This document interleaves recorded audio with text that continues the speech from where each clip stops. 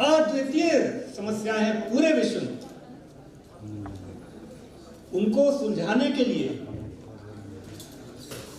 हमको अपने उन आदर्शों पे लौटना होगा जो कि हमारे उपमहाद्वीप की पहचान है। हमारा उपमहाद्वीप, इंडियन सब कॉन्टिनेंट, वो पहचान है उसकी। जी हां, मैं बात कर रहा हूं इस उपमहाद्वीप के सांस्कृतिक और आध्यात्मिक आधार को, जिसके आधार पर कि ये पूरी सभ्यता बनी है, उन पर लौटना होगा। कुछ लोग सोचते हैं कि ये सब बेकार की बात है, it is not relevant. I have been practising it, उसका हम अभ्यास कर रहे हैं पिछले 40 साल से, गरीब लोगों के बीच में, गरीब महिलाओं के बीच में, and I find it absolutely relevant. पूरी तरह से हमको उन आदर्शों पे लौटने की आवश्यकता है और ये संभव है। It is practical, it is possible. इस पूरे 40 साल के अनुभव को मैं यहां आधे घंटे में पेश करने की कोशिश करूंगा।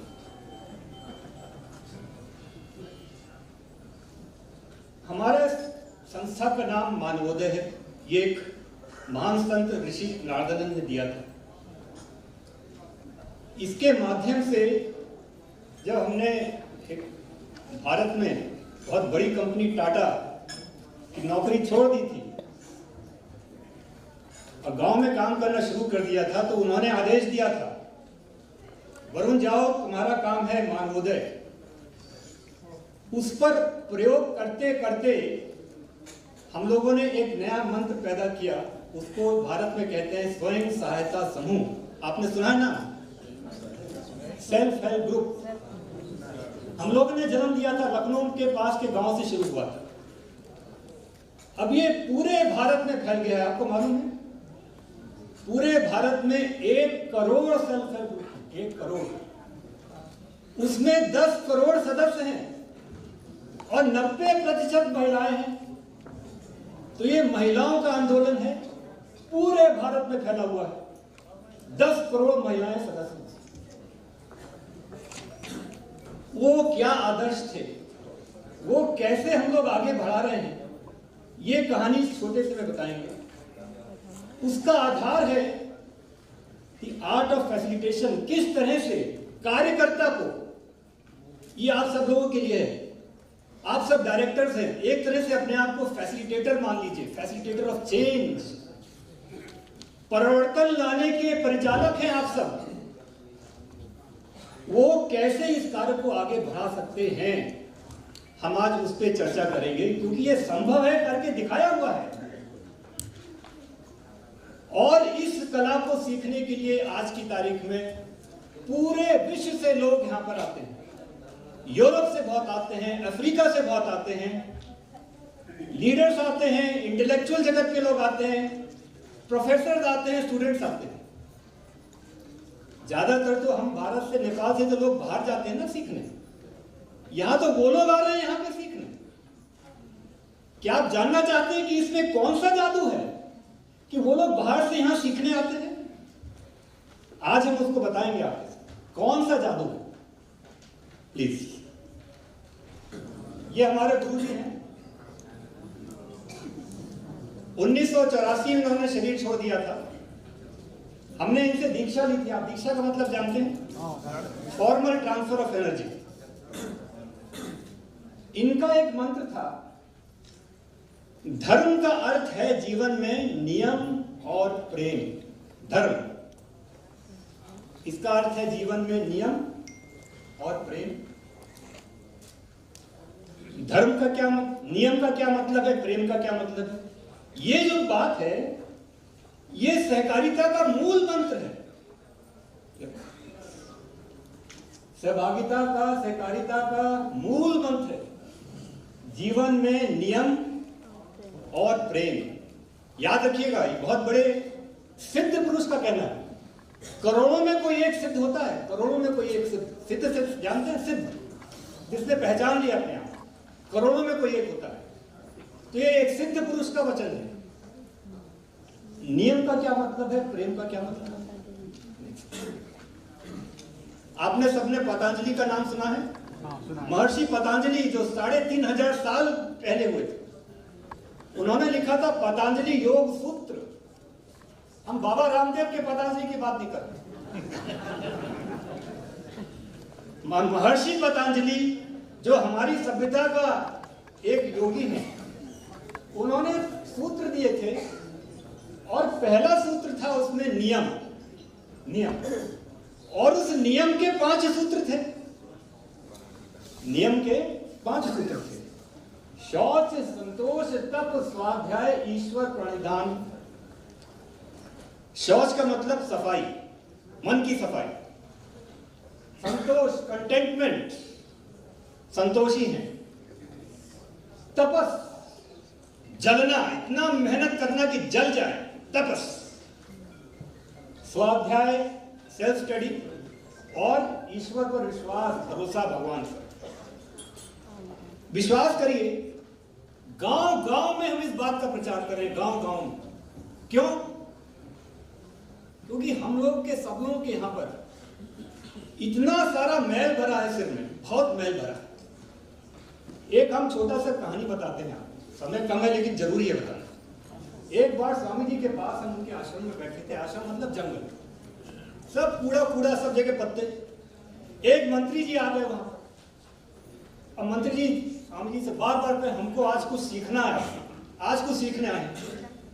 अब वो उन पर ध्यान नहीं देते थे। फिर 15 मिनट बाद उन्होंने कहा, अच्छा कुछ सीखना है? तो उन्होंने कहा, अच्छा देखिए, वहां पर एक अरहर की टहनी होती है। अरहर का टहनी सुना है आपने? तो उन्होंने कहा वो वहां पे पड़ी थी, उठा लाई। पूरा जंगल था। उन्होंने कहा इसको साफ करना चाहिए। मंत्री जी क्या करें? महाराज ने बोला है साफ करें। हम लोग डर गए। हमारी उम्र 24 साल की, स्वामी जी 84 साल के थे। हम लोग डर गए। लेकर क्या लीला है? उन्होंने कहा, वो हमको अभी तक याद है, वो हम आपको बता रहे हैं। उन्होंने कहा कि जब तक इसमें कूड़ा भरा है, कोई नया ज्ञान देने से फायदा ही नहीं है। जब तक कूड़ा साफ नहीं होगा, तब तक कोई दूसरा ज्ञान देने का फायदा नहीं। This is the fact of life. हमारे सबके यहाँ पर कूड़ा भरा है, कूड़ा, शुद्ध कूड़ा। Believe me, you have to believe me, it is कूड़ा भरा है। कहां से आता है कूड़ा? रोज हम जो देखते हैं, सुनते हैं, समाज में देखते हैं, उससे हमको सोचते हैं यही सच्चाई है। सच्चाई इससे परे होती है। उसी को हम सच्चाई मान लेते हैं, उसी हिसाब से अपना व्यवहार करने लगते हैं। तो उसको छांटना जरूरी है। दैट अगर जीवन में प्रगति करना है, उसको कूड़े को हटाना जरूरी है। ऑन अ डेली बेसिस, जैसे रोज नहाते हैं वैसे रोज कूड़ा साफ करना जरूरी है। क्या है ये सफाई? क्लेंजिंग। क्या सफाई है? Biases, prejudices, pre-conceived notions. समझ रहे हैं? बायसेस मतलब हमको तो यही अच्छा लगता है, ये ठीक नहीं है, वो औरतें ठीक नहीं है, ये ठीक नहीं है। वो दिमाग में भरा हुआ है। घर घर में लोकर जेठानी दौरानी को नहीं मानती है, दौरानी जेठानी को नहीं मानती है, बड़ा भाई छोटा भाई, सब लोगों में कुछ ना कुछ बायसेस भरा है ना। उसको साफ करना।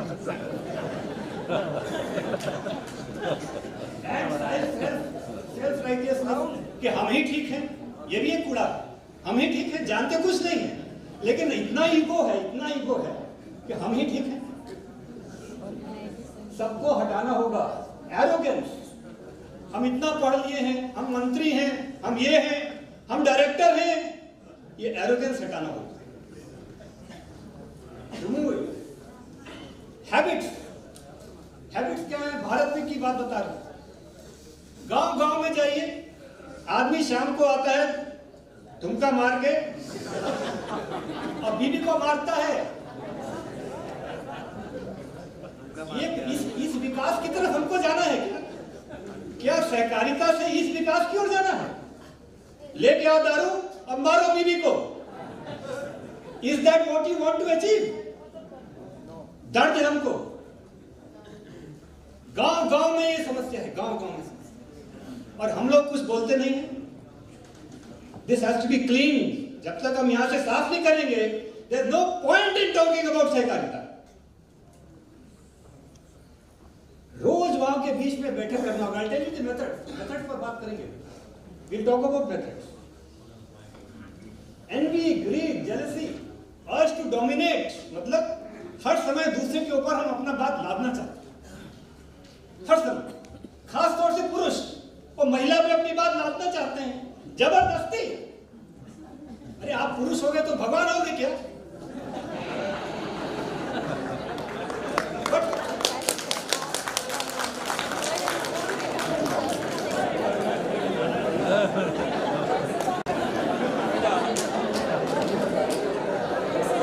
ये भारत की बात बता रहे हैं, आप लोग को अपना जजमेंट लेना।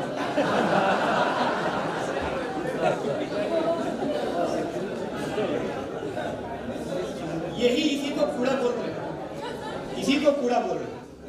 इसको डेली बेसिस पर साफ करना है, और इस पे हमने बहुत प्रयोग किए हैं और साफ हो जाता है, बिलीव मी, साफ हो जाता है।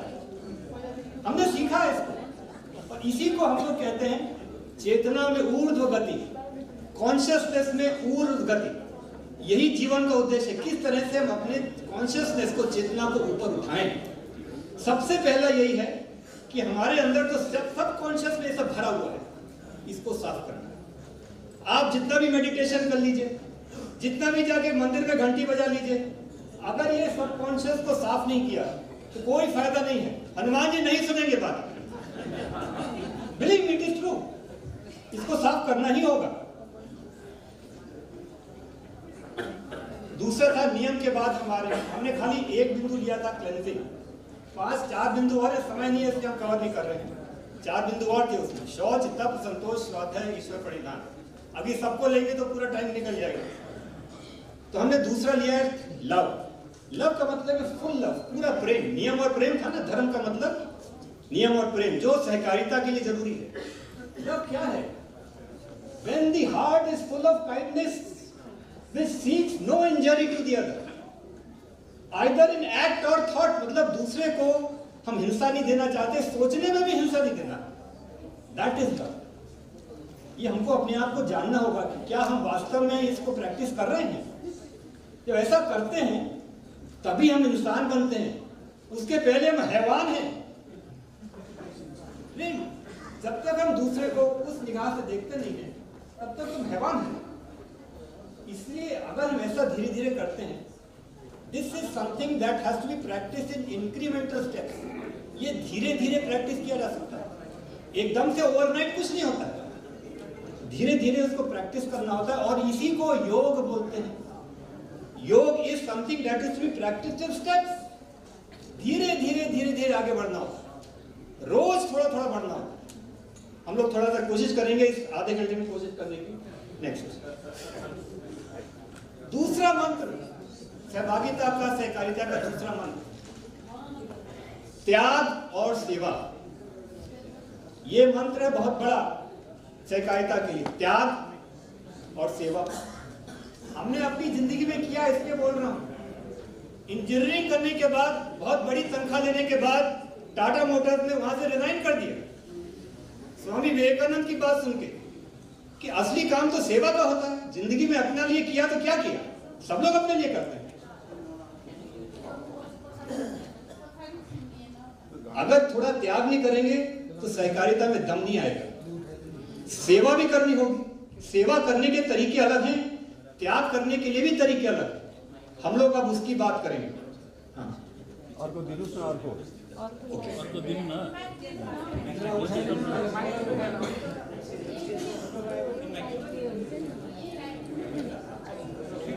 सेवा करने के तरीके बदल गए हैं। So we are not talking of two things, दो चीजों पर बात करेंगे।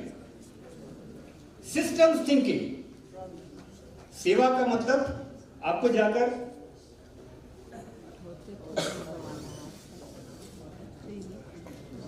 दूसरे का भला ऐसे नहीं हो सकता। व्यवस्था को बनाना है जिससे कि परिवर्तन आए। व्यवस्था में परिवर्तन लाना है, उससे होगी सेवा। त्याग कहां से होगा, ये जानकारी क्यों हम करेंगे त्याग, ये चेतना में ऊर्ध्व गति से ही त्याग कर पाते हैं। जब हमारी चेतना का विस्तार होता है, when there is widening of consciousness, only that leads to renunciation। तो हमारा जीवन का यही उद्देश्य होना चाहिए, किस तरह अपने चेतना में विस्तार करें। और ये संभव है, हमारे ऋषि मुनियों ने हजारों साल से सिखाया हुआ है।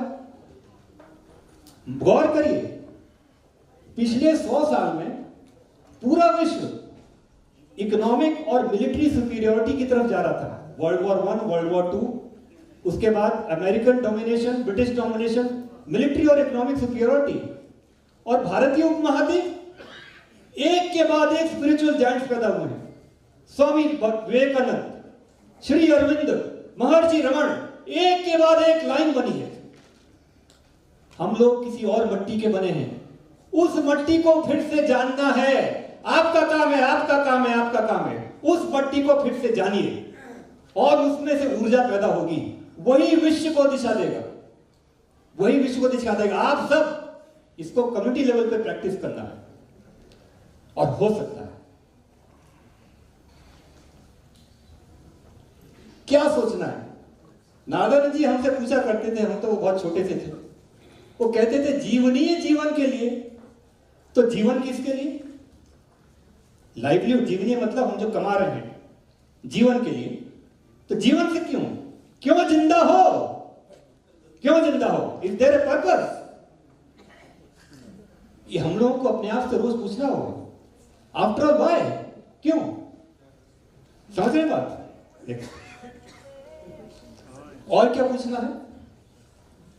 Am I relating to people in a way that contributes to their happiness? क्या हम लोगों के साथ वो रिश्ता बना रहे हैं जिससे कि उनको भी खुशी हो और हमको भी खुशी हो? सोचना होगा।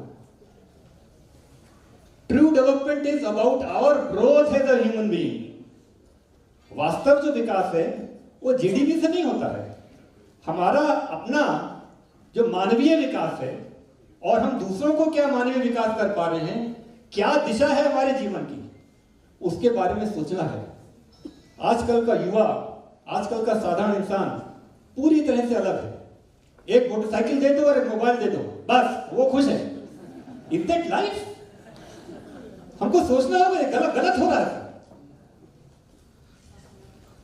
जीवन के पर उद्देश्य के बारे में हम लोगों को सोचना होगा। ये कैसे करते हैं हम? अब आप मेथड्स पे आ रहे हैं। देखिए, ये गांव की तस्वीर है। एक व्यक्ति को ट्रेनिंग दी जा सकती है कैसे वो समुदाय में इस पर चर्चा करे। उसके मेथड्स हैं, हम लोग उस पर काम करें, 25 साल तक काम किए। उसके मेथड्स को आपको सिखा सकते हैं। उसका एक इंपॉर्टेंट कॉन्सेप्ट है वल्नरेबिलिटी। पहले अपने आप से शुरू करें, अपनी गलतियां बताएं, तब सब लोग अपना अपना कमी बताना शुरू कर देते हैं। You understand? तो ये तरीका है कलेक्टिव रिफ्लेक्शन का। हम कोई भी नया मूल्य किसी पे थोप नहीं सकते, ये सही है ये गलत है, लेकिन हम लोग मिलके रिफ्लेक्शन, चिंतन तो मिलके कर सकते हैं। यही तरीका है। हजारों में हम लोग ने सामूहिक चिंतन किया, हजारों में, हर जगह। सामूहिक चिंतन के कुछ तरीके हैं, हम आपको, आज तो समय नहीं है लेकिन हम सिखा सकते हैं। एक दूसरा और तरीका है जो भारतीय उपमहाद्वीप के लिए बहुत अच्छा है, सामूहिक प्रार्थना।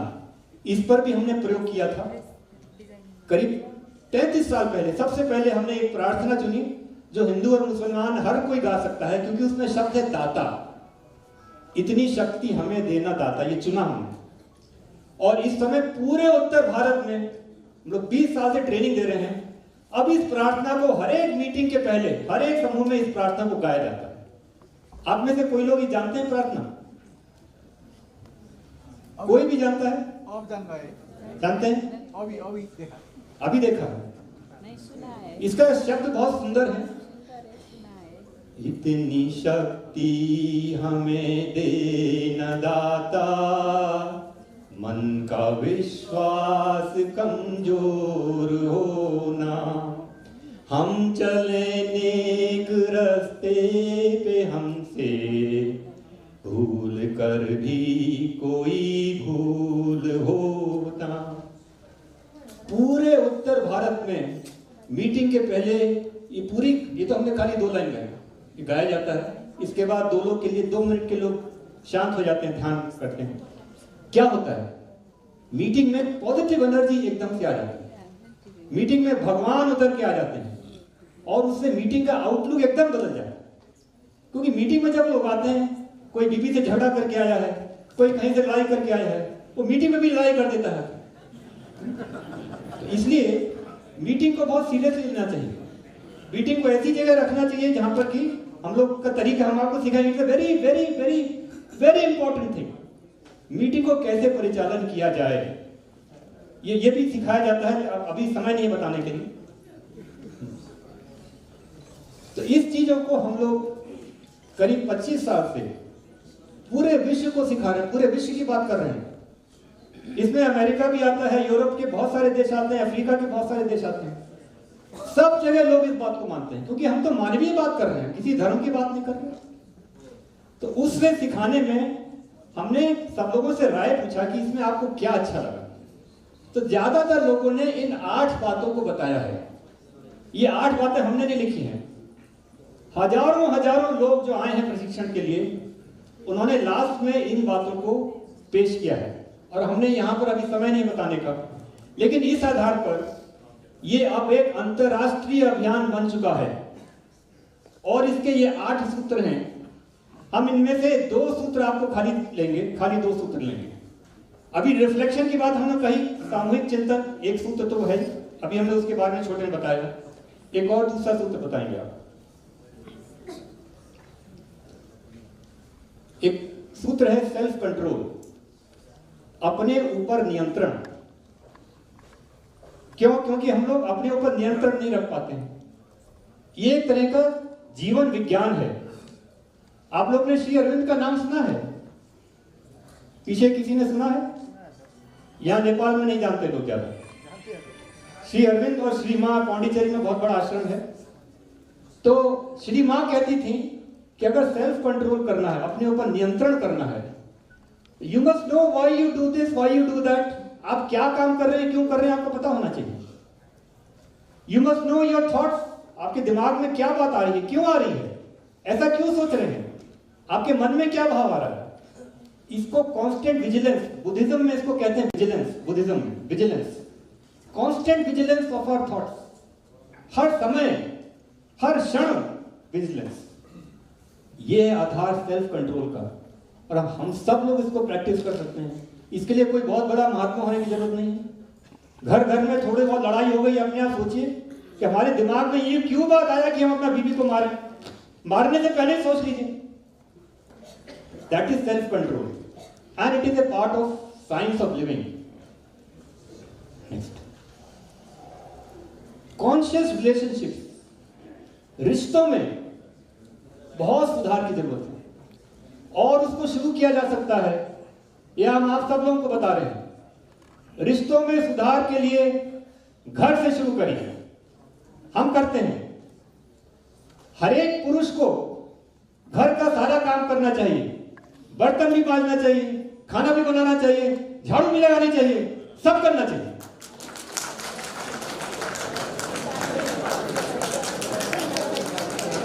हम रोज करते हैं। इस पे प्रयोग करने के लिए मैं इस समय, मैंने बताया नहीं, मैं IIT दिल्ली में प्रोफेसर हूं। IIT जानते हैं हम लोग? IIT का नाम सुना है? IIT दिल्ली में मैं प्रोफेसर हूं इस वक्त करंटली, और हमने स्टूडेंट्स पे प्रयोग करके देखा कि क्या IIT के स्टूडेंट से बात मानेंगे। लेकिन पूरा बैकग्राउंड के बाद हमने जब उनको असाइनमेंट दिया कि आपको आज सब लोगों को घर में झाड़ू लगाना है, पोछा लगाना है, बर्तन धोना है, खाना बनाना, सब करना है, उन्होंने किया। और एक स्टूडेंट ने ये जवाब दिया हमको, अभी की बात है, I learned that household works are not just the responsibility of women, but men equally have to contribute.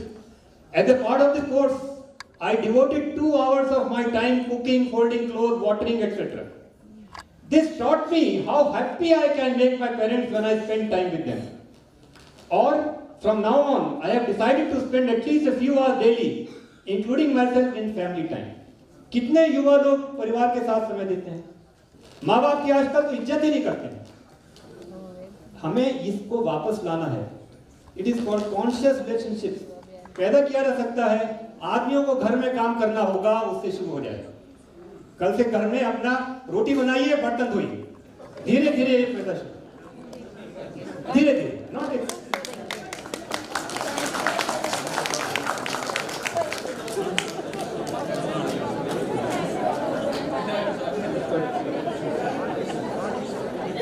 ये तो हिंदी का फोन था, आया नहीं।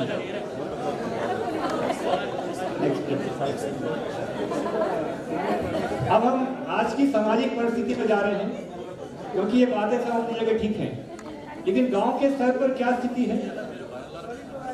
सब बड़े लोग हैं, छोटे लोग, सामंतवाद बड़ा छोटे को हर समय दबाते हैं।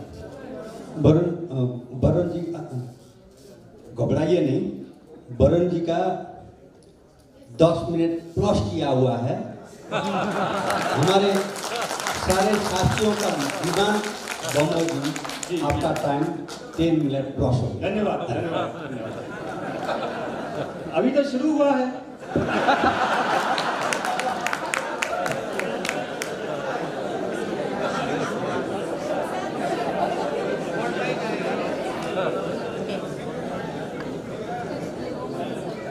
तरह तरह के झगड़े हैं।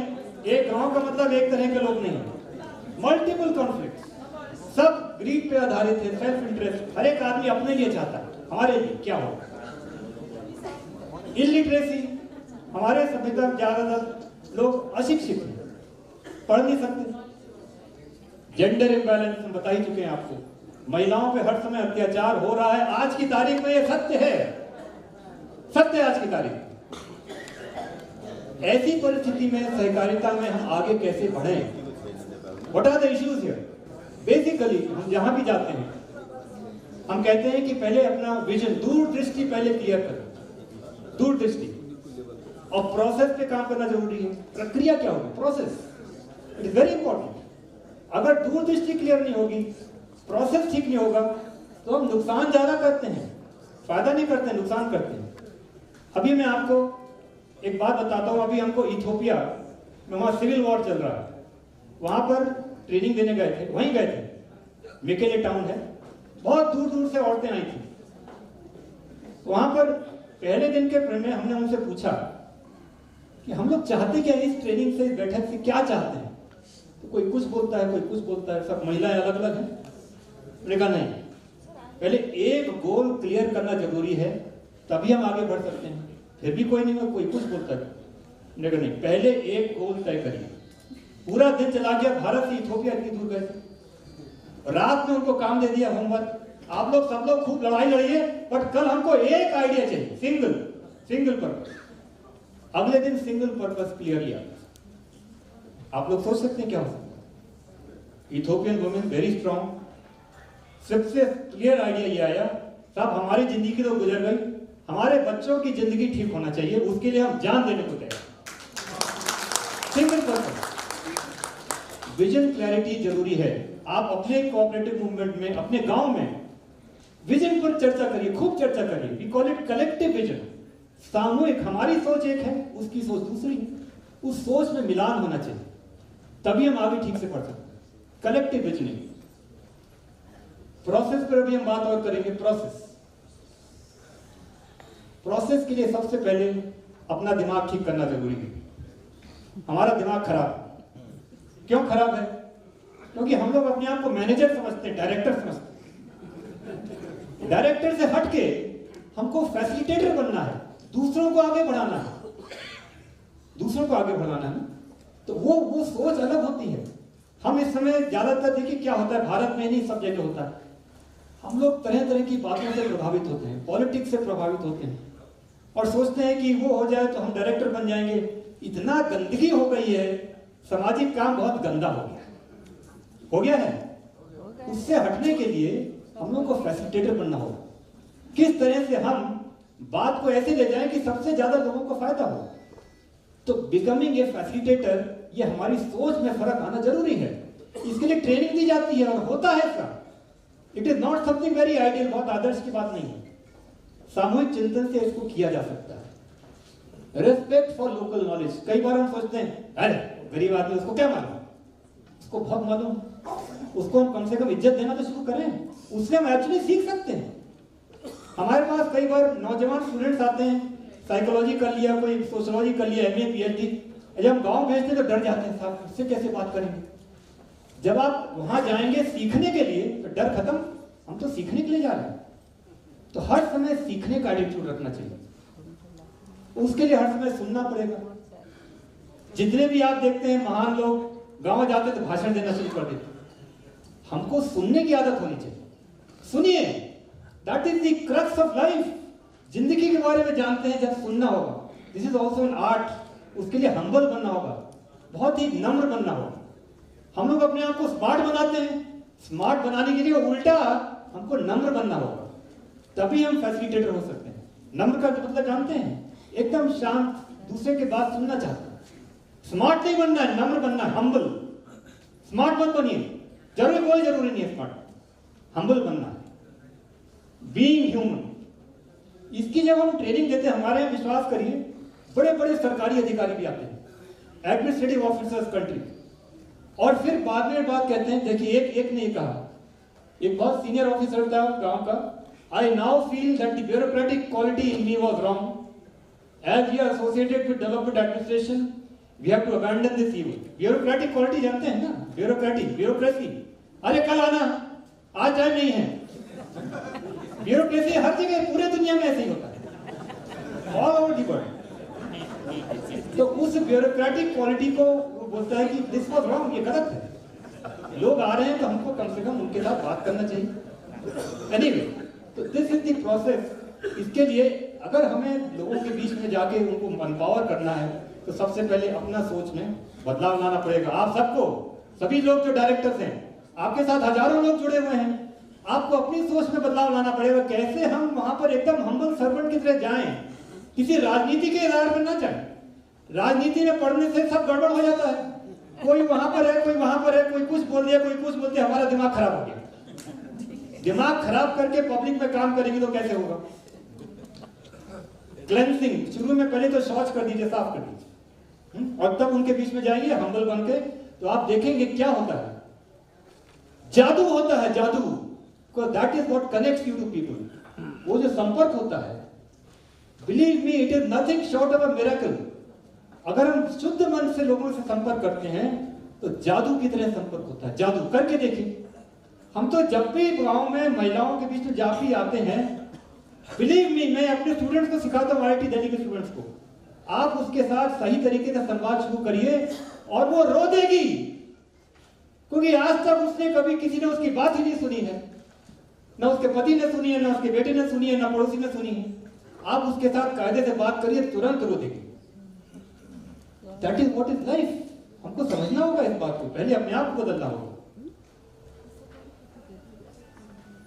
फैसिलिटेशन का गोल क्या है, आखिरकार फिर कैसे करते हैं? गोल क्या है? ये हमारी पत्नी है, उनको आना था लेकिन नहीं आ पाई। डॉक्टर अमला विद्यार्थी हैं, IIT रुड़की की अभी पढ़ी हैं, PhD हैं। इन्होंने भी सब नौकरी छोड़ दी थी, 40 साल से हमारे साथ काम कर रहे हैं, 40 साल हो गए गांव में महिलाओं के बीच में। उनको आना था लेकिन नहीं आ पाए। करना क्या है फैसिलिटेशन से? To build collective capacity for self management. लोग अपना जो प्रबंधन है खुद कर सके। उसके लिए क्या क्या जरूरी है? सामूहिक निर्णय लेने की प्रक्रिया। मिल के लोग निर्णय लेना आसान नहीं है, सामूहिक निर्णय लेना, सब लोग अलग अलग बात करते हैं। तो सामूहिक निर्णय लेने की प्रक्रिया, उसको जन्म देना है। जब तक हम नहीं जन्म दे पाएंगे अपने अपने कोऑपरेटिव में, कैसे काम होगा आगे? सामूहिक का क्या मतलब क्या है? हमारे यहाँ 3000 मेंबर है, मान लीजिए। जो बड़े बड़े लोग हैं, जिनके पास ज्यादा जमीन है, जो वो बोल देते हैं वही पूरा मान जाते हैं सब। लेकिन हम लोगों को सामूहिक निर्णय का मतलब, जो पीछे में गरीब औरत बैठी है, वो कुछ बोलना चाह रही है, हम उसकी बात ही नहीं सुनना चाह रहे। आप समझ रहे हैं? हमको सामूहिक निर्णय लेने का मतलब सब लोगों का निर्णय साथ लेके चलना है। ये अपने आप में एक आदर्श है। हम लोग जब तक इसको फॉलो नहीं करेंगे, कैसे सहकारिता का आंदोलन आगे बढ़ेगा? नहीं बढ़ सकता। गरीब आदमी तक हम पहुंच नहीं सकते हैं, उसकी सोच तक नहीं पहुंच सकते हैं, क्योंकि वो तो डरते हैं ना, वो सोचते हैं तो बड़े बड़े लोग हैं, नेता लोग हैं, मेंबर बन गए जरूर, लेकिन फिर भी डरते हैं, बोलते नहीं है, चुप रहते हैं। If we have to give them a voice, we have to enable them to come forward and speak their mind. इसकी हम आपको बहुत सारी कहानियां सुना सकते हैं, थाउजेंड्स ऑफ इसकी घर घर की कहानी है। आप इसमें कृपया अपने सहकारिता में इस चीज को अडॉप्ट करिए, किस तरह से हम सब लोगों को एम्पावर करेंगे डिसीजन मेकिंग में पार्टिसिपेट करने के लिए। It is not easy at all, बहुत मुश्किल है, लेकिन फिर भी करना है। नहीं, वापस चलिए। और बहुत सारी चीजें हैं अकाउंट्स में। बिलीव मी, हम भारत में उसके सदस्य थे। आपका 5 मिनट बाकी है। ठीक ठीक, आज फिनिश। भारत में इंडियन प्लानिंग कमीशन में सदस्य होने के नाते पूरे भारत में हमने समूह को जाके देखा। बिलीव मी, कहने को बहुत अच्छा लगता है, जब हमने देखा accounting system were very poor, हिसाब किताब व्यवस्था ठीक नहीं। आपके यहाँ क्या है हमको नहीं मालूम, लेकिन उसको सुदृढ़ करना जरूरी है, उसको पार्टिसिपेटरी बनाना जरूरी है। हर एक मेंबर को पता होना चाहिए हमारा अकाउंट्स में क्या है। It must be transparent. उनको पता होना चाहिए जो पीछे एकदम आपके कभी कभी आते हैं मीटिंग में, उनको पता होना चाहिए कि हमारे सहकारी की पोजीशन क्या है, अकाउंट की क्या पोजीशन है। ज्यादातर लोगों को नहीं मालूम होती है और गड़बड़ी भी होती है। वो गड़बड़ी ठीक करने की प्रोसेस आपको स्ट्रिक्टली लागू करनी होगी। Audit has to be very strict process. Auditing हमें पहले लोगों को भी सिखाना होगा। तो मैंने ये छोटी छोटी बातें कही हैं। Collective capacity for self regulation. तमाम झगड़े होते हैं गाँव, हर एक सब आपको नहीं होते झगड़े होते हैं, सहकारी तमाम झगड़े होते हैं। तो कैपेसिटी फॉर सेल्फ रेगुलेशन, वो झगड़े आपस में डिबेट कर सकें, इसके लिए कुछ प्रक्रियाएं होती हैं। प्रक्रिया क्या होती है? पेनल्टी लगाने की प्रक्रिया। लोग मिलके पेनल्टी लगाते हैं, हमने तरीका से बनाया है। सारे लोग मिलके तय करते हैं क्या पेनल्टी होगी। अगर वो ऐसा करते हैं तो हम लोग पहले से ही तय कर लेते हैं। अगर वो मीटिंग में लेट आते हैं तो 10 रुपया पैसा लेके आना, पहले से बता दिए 10 रुपया लेके आएंगे। तो पेनल्टी का सिस्टम एक बनाया जाता है, एक कैपेसिटी फॉर सेल्फ रेगुलेशन। सोचना होगा आपको और उसको लागू करना होगा। लोन की रिकवरी एक बहुत बड़ी समस्या है, हर जगह है। लोन की रिकवरी के लिए भी पहले से सेल्फ रेगुलेशन प्रैक्टिसेस पैदा करी जा सकती है। ये एक लंबा विषय है, मैं तो इसका मास्टर हूँ। एक क्रेडिट मैनेजमेंट का एक बहुत पूरा लेक्चर देख सकते हो एक दिन के लिए, लेकिन ये लोग खुद करें वो इम्पोर्टेंट है। और उस चीज को हमको देखना है सहकारिता में, उसको कैसे लाएं। लोग खुद रिकवरी करें, लोग का हमें बाहर से करने की जरूरत ना पड़े। और तमाम और बातें, हम तो खाली सेल्फ रेगुलेशन की बात कर रहे हैं। The important thing is this can be learned. इसको सीखा जा सकता है, इसको ट्रेनिंग देके, व्यवहार के द्वारा, भाषण देके नहीं, ले जाकर दिखाकर इसको सिखाया जा सकता है। This can be learned. पूरी बात को, वो जो जीवन की जो बातें हैं और व्यवहारिक बातें हैं, सिस्टम्स को भी और कॉन्शियसनेस को, दोनों को सीखा जा सकता है। और जैसा हमने अभी बताया था, इसको लेकर, क्योंकि हमारे पास इतने सारे रिक्वेस्ट आते हैं, अफ्रीका से भी आते हैं, देशों तमाम, अभी केन्या से अभी हमने ऑनलाइन कोर्स कर दिया था उनके लिए। और इतनी गरीबी थी वहां पर, सब एकदम खुश हो गए। उन्होंने कहा कि हमको आज तक किसी ने बताया नहीं। We have to create opportunities. एक अवसर पैदा करना होगा कि साधारण लोग इसमें सहभागी हो सकें और इसको सीख सकें। हमने इसके लिए ही एक मिशन बनाया है, इसको कोर्सेज बनाए हैं, to be the change and the change maker. ये कोर्स का नाम है। अपने में परिवर्तन और दूसरे में भी परिवर्तन लाना। पहले अपने से शुरू करना होगा। अगर अपने से शुरू नहीं कर रहे तो दूसरे में परिवर्तन का कभी ख्याल न करिए। अपने में अहंकार भरा हुआ है और हम चाहते हैं कि दूसरे को हम परिवर्तन ला दें। नियम का आखिरी बिंदु था ईश्वर प्राणिधान। अपने ईगो को हटाना पड़ेगा। जब तक हम सब लोग, बहुत बड़ा यहां पर ईगो भरा हुआ है। The first principle of any cooperation is, और श्री अरविंद का यह स्टेटमेंट था, एस्पिरेशन, रिजेक्शन, सरेंडर। गीता में आखिर में क्या कहा है श्री भगवान ने? आखिरी शब्द क्या है भगवान का, बताइए। गीता में 18 अध्याय तक चला है। आखिर में जब अर्जुन को फिर भी समझ में नहीं आया, तब भगवान ने क्या कहा? मेरी शरण में आ जाओ, अपना सब छोड़ दो, सरेंडर। जब तक हम सरेंडर नहीं करेंगे, आप प्रगति नहीं कर सकते। You cannot raise in your consciousness. अपने ईगो को धीरे धीरे सरेंडर करना होगा, अदरवाइज वही है, गोल गोल घूमिए, round and round, round and round. धन्यवाद।